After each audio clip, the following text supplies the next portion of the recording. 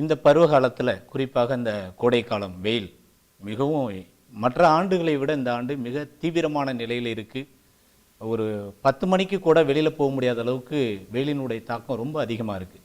நம்ம சித்தா ஆயுர்வேதா மருத்துவ முறையில் பாரம்பரிய வைத்திய முறையில் நம்ம பார்த்துருக்கோம் முத்தோஷங்கள் அப்படின்னு.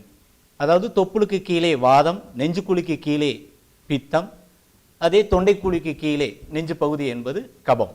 ஆனால் இந்த வயிற்று பகுதியில் இருக்கிற கல்லீரல் பித்தப்பையிலிருந்து சுரக்கக்கூடிய பித்த நீரானது நேரடியாக இரத்தத்தில் கலந்து அளவுக்கு அதிகமாக மூளைக்கு சென்று முக்கியமாக தலைப்பகுதியில் இருக்கிற புலன் உறுப்புகளுக்கு செல்லும்போது பித்தத்தினுடைய தாக்கத்தை முதலில் தலையில் தான் பிரதிபலிக்கும்.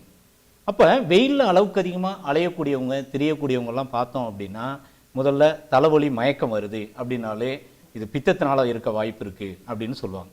அப்போ இந்த பித்தம் அதிகமாக ரத்தத்தில் கலந்து தலைக்கு செல்லும்போது மூளைக்கு செல்லும்போது நினைவு தடுமாற்றம், சிலருக்கு மயக்கம் வந்து கீழே விழுகக்கூடிய, அதாவது சன்ஸ்ட்ரோக் அப்படின்னு சொல்லுவாங்க.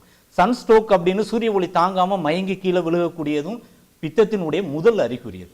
வெயிலில் போனால் எனக்கு ஒத்துக்கிறாது, வெயிலில் போனால் கண்ணை கூசுது, வெயிலில் போனால் எனக்கு தலை வலிக்குது, வெயிலில் போனாலே எனக்கு தலைவலி அதிகமாகிடுது, வெயிலில் போனாலே எனக்கு மூச்சு திணறல் வருது, வெயிலில் போனால் எனக்கு படபடப்பு வருது, வெயிலில் அலைஞ்சாலே எனக்கு நீர்க்கடுப்பு வருது, இப்படி வெயிலில் போனாலே எனக்கு ஒத்துக்கிற மாட்டேங்குதுன்னு யாரெல்லாம் சொல்கிறாங்களோ அவங்களெல்லாம் பித்த உடல்வாகு அப்படின்னு கண்டுபிடிக்கலாம்.